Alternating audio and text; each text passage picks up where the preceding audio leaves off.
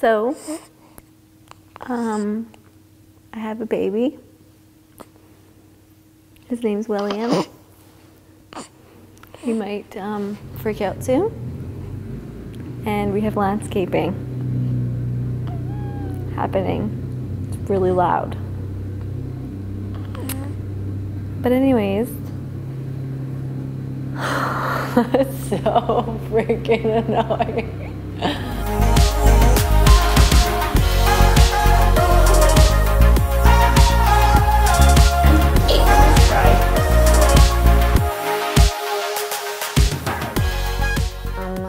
My sister arrived on the 12th of February. My due date was the 14th. And once she got here, we basically started doing all the things to try and make this baby come. We went for walks, I took evening primrose oil, I drank like buckets of raspberry leaf tea. So then on my due date, still the baby was not here. So that was kind of disappointing because I kind of thought maybe my baby will come on its due date. And then Friday, I went to the midwife, got checked. They said there was a little bit of progress. I was about 1 centimeter dilated. So we left the midwife and we're driving in the car. We go to stop at the grocery store and I'm in the front seat. And I remember having a contraction and thinking, okay, this is an actual contraction. Because before I kind of had thought that I had one the weekend before, but it definitely wasn't, now that I know what an actual contraction feels like. And so that was exciting. I was so excited. It was like 3:00 p.m. When we came home and we were timing contractions, Adam had an app on his phone and was, every time I was like, I think I'm having one, he would time it. And of course they weren't super intense or anything. And I remember thinking, oh, I can't wait until these are more intense contractions because that means my baby's like gonna be here soon. And so all evening, timing contractions, hanging out, I was like editing my vlog, doing things that I know, okay, after I have a baby, I probably can't do this for a while. And, you know, preparing a charcuterie board with my sister for the midwives, and she baked muffins, I'm pretty sure. And so anyways, that was pretty funny. I was doing stairs. I was like walking sideways up the stairs. And so labor started in the evening, and right away contractions were pretty close together, but it was the intensity that wasn't quite there. And me and my sister, for about an hour, you know, we're on the couch and they started getting really intense, more intense than they were, the contractions. And so that's, I've never been in labor before, so these contractions are happening and I'm thinking, oh my gosh, I'm in active labor. Like, this is like intense. But meanwhile, in between contractions, I could still talk and I was laughing and whatever. So it was really hard for my sister because she didn't know. She's like, I can't feel what you're feeling. I don't know if you are in active labor or not because I can't, like, I'm not in your body, so I can't feel if they're real, like, intense contractions or not. And so then we called the midwife about 1 something, and she got here at like 2:30-ish and checked, and I was only 2 centimeters dilated, and I was so sad. I was like, what? I thought this was active labor. Like, this is hard, and I'm only 2 centimeters. And so she said, okay, well, the best thing to do right now is to try and get some sleep. Meanwhile, I'm thinking, okay, I'm having contractions every couple minutes. How am I going to sleep through this? Little did I know how much more intense they were going to get. So after calling the midwife and her coming over and checking, we knew that labor had started, but that there was still a ways to go. So she went back home and encouraged us to get some sleep, but the contractions were still, you know, every 3 to 4 minutes and pretty strong. And so I think Vanessa got about an hour of sleep, woke back up, and things had kind of shifted into a more intense phase of contractions. Then midwives came and went and quickly realized that this was not going to be over anytime soon. And I kept looking over at them thinking, all right, like, is it going to happen in the next hour or what? And yeah, it didn't happen anytime soon. So from about like 3 in the morning till like 8 in the morning, it progressively got more intense and closer together and hard. You don't like that. So my girl. Seriously. And so then we called the midwife about 8 a.m. She didn't get here till 9 a.m.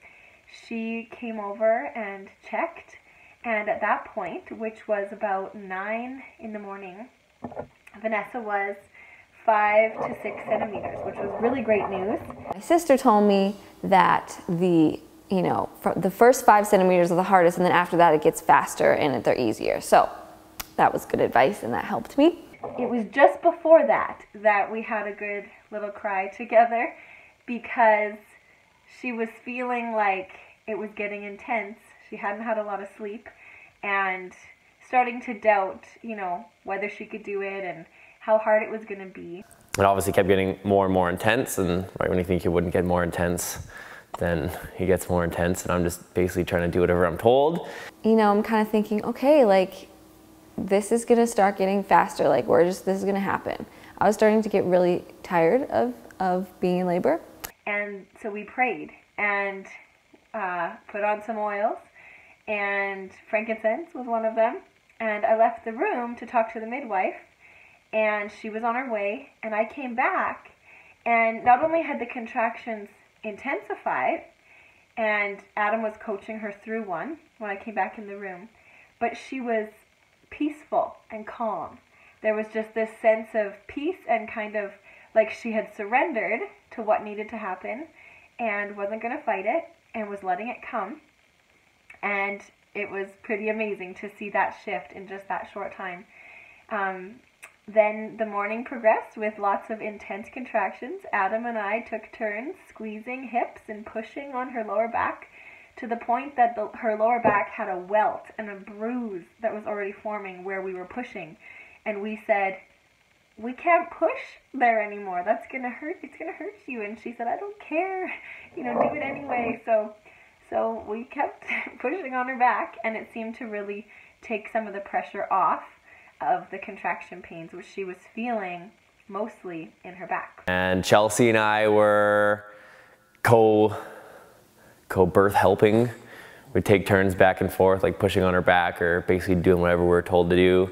Grab this, do that, push that, and just do what we're told and be as supportive as possible. It was incredible having Chelsea here to help along, because I would have been like a fish out of water and then some without her here. I was on the toilet, I was on my, on the ground, I was on my bed, having contractions, just whatever position I could find that would feel sort of comfortable. I was blown away by how coachable Vanessa was. It was like whatever I suggested, whatever I said, she was more than willing to go along with it. Around 12 o'clock, I think it was, she got in the tub. So I can't remember if the midwife checked her first. I think the midwife checked her first, actually, so it might have been closer to 1:30 that she got in the tub. She was 9.5 centimeters, which was really great news, but she hadn't really shown any signs of transition yet. And so when she got in the tub, it was like, she was sleeping in between contractions. Adam got in with her because she needed him to still be there to push on her hips. By the time we started filling up the tub, I didn't know if I was supposed to get in or not. I basically was just gonna do what I was told, and I didn't know how Vanessa would feel in that moment. I'm sure she didn't either. So when time came to hop in a tub, I was told to get in, so I got in. And I think that we all kind of thought it would be fairly soon that there would be a baby, right? So that was 1 o'clock or 1:30 in the afternoon. And I think the hardest part was watching her have to get out of that tub 4 times before the baby was born, just to try and keep things moving, to go to the washroom, that kind of thing. And all this time, we're still kind of waiting for the telltale signs of transition to tell us that the baby was coming and it was time to push. No urge to push, none of that.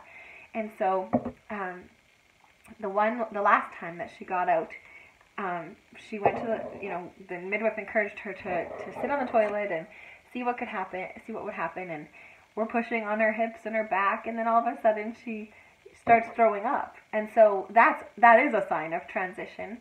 And it's very possible that during that time, her water broke and baby descended. And And the coolest part really was that the whole time she was breathing low. We kept saying, you know, breathe the baby down, and she was listening. And so by the next time the midwife checked her, not only was she fully dilated, which was what they were expecting to find, but the baby was right there, like ready to crown, basically, with no, you know, no urge to push yet. So that was pretty incredible.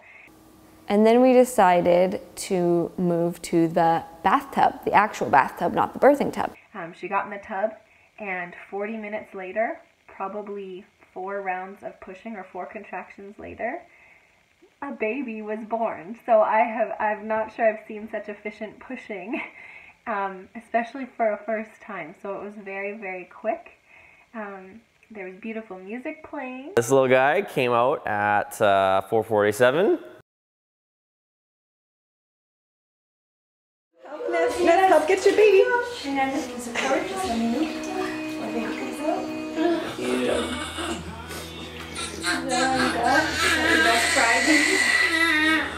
So it's your hand. Like rubbing your finger. Oh, nice to meet you.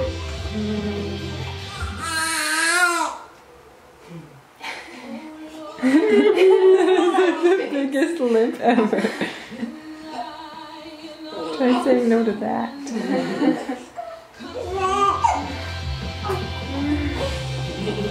Oh my god. I have a baby.